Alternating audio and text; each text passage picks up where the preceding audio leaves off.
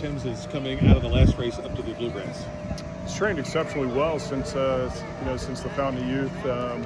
It's kind of the first time we've been able to give him the kind of spacing we'd like to. We ran him off his maiden race back in 3 weeks in the allowance, and then back in 4 weeks in the Fountain of Youth. So we get an extra week to this, and it seems like he's doing really well. What were the qualities that jumped out early that made you think he could be one of the special ones? He's an interesting colt because he's very laid back. He wouldn't wow you in his daily training, but from the very initial breezes, he's always been very impressive. He's always been a very good workhorse, and so we were optimistic watching him breeze leading up to his debut that he'd run well. Mile and an eighth, any concern?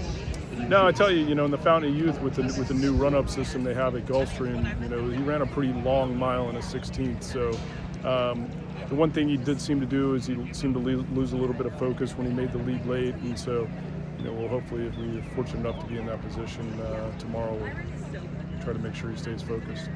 The rescheduling of this, there's some jocks that are sitting on the sidelines because they were supposed to be riding elsewhere on Saturday, and now Saturday's Tuesday. Just, Johnny's not riding him.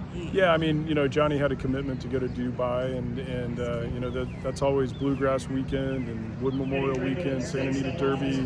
It's always a difficult weekend to stay consistent with your jockeys. In this case, we're fortunate enough to have IRAD when Johnny was going to Dubai. So, the way as it turns out, Johnny could have ridden him, but obviously no way to predict that.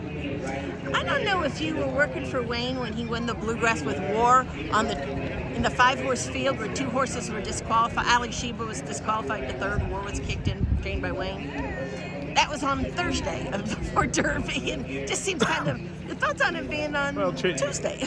Things have changed so much in the Derby preps. We used to have prep races like the one you're talking about 9 days before the Derby, and then more and more time has become more fashionable. And it just seems a bit odd, to have a race on Tuesday. But I think it was a correct decision to postpone it for a few days and not have to deal with the horrible conditions. It looks like we're going to get a cool day, but good, safe racetrack, and that's what we're all hoping for. And I don't think the couple of days difference should affect anyone.